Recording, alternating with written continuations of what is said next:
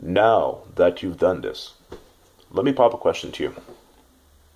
Do you notice that did you reap something from those thoughts?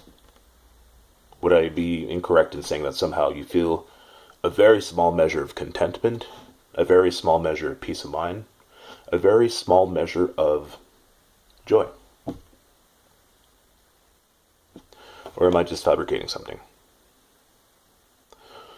Now, if what I'm telling you holds a certain level of truth, and you had that a small measure of experience of contentment, peace of mind, and joy through those thoughts, let me ask you a question. Did you have to go to that place in your mind? Did you have to become that perfect person in your mind? Did you need to reap something out of life? More money, more acceptance from this person or that person? Did you have to go there? Did you have to win a lottery? Or just through the change of a thought like that, you had a little euphoric moment of just finding joy, finding peace, finding contentment? Did you have to wait for a happening? Did you have to try to create a happening? Did you have to run, and a cesspool of hunger to feel what you are feeling now? Then if that is the case, then is the reality of love happening away or thought away? See, that's the difference between wanting something. Wanting something is always you have to go here. When it comes to the reality of love, love is self-sacrifice, but through self-sacrificing your need, your want, and your lust to get to a certain point, you reap something. That's why I was saying in one of my videos, the perception of love is that you don't get anything, everybody else gets the reaps, the benefit, and the prosperity. Through this meditation, why do we want all these things to begin with? Not that wanting things is a bad thing, not that getting things is a bad thing, but putting our hope and faith in our free will and anchoring the balance of our emotion and joy and everything else in those things is self-destructive.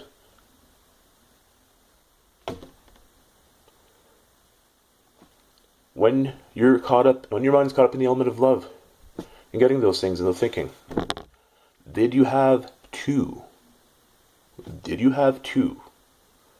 go somewhere? Does it just come to you? Did joy not just come to you? Peace and contentment. That's why in love there is prosperity for everyone. Love is there to prosper. And it's a word that's misconstrued and not used properly, but I'll use that word, as much controversy as it is. Love is there to prosper you as much as anyone else.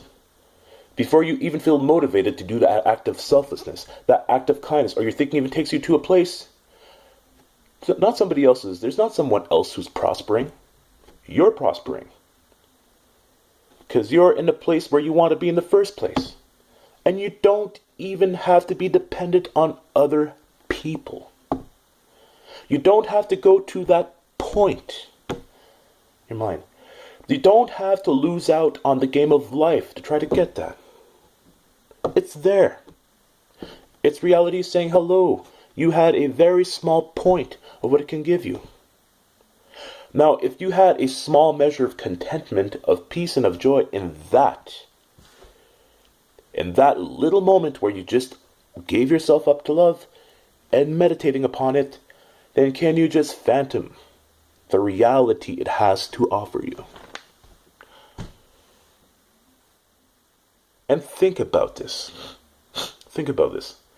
If you're meditating upon these things, you become complete. You know yourself.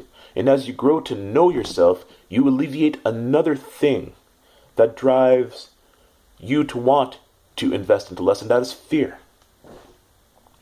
Well, what if I don't get this, that? Who you are as a person will gravitate people towards you. Well, what about money and everything else? And who you are as a person with the right frame of mind of love will gravitate people towards you. You have a skill set. You have something else. You do not need a point. You do not need lust. who you are as a person is there to complete its place in this reality. And you, as a person with the with the good mindset and love, will find that place. And when you do so, you will be happy. And when you contribute, you will be there for the benefit of yourself and others. What is a perfect me? Is there an ideal definition of perfection out there? Is there? Or is perfection just something that we invent in our minds? We try to go here and we try to go there. It's something we invent. And you don't want to be perfect. Because if you are perfect, and if everything is perfect, perfect would have to be one single motion that cannot step outside of each other in order to work fluidly. Why would you want to be perfect? Do you want to grow? Then that's why love is there. What's a journey if you cannot grow, grow, grow? This whole thing that we run after, called perfection, is not worth it. Now here's the, and I'm going to focus on my next video when it comes to that, and we'll talk about habit.